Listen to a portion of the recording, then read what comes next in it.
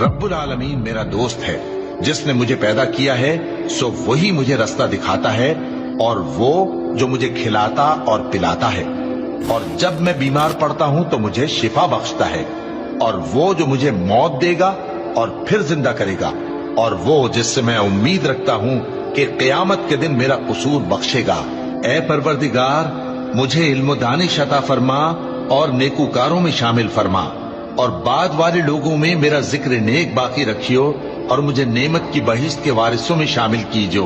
और मेरे बाप को बख्श दे कि वो गुमराहों में से है, और जिस दिन लोग उठा खड़े किए जाएंगे मुझे रुसवा न कीजो,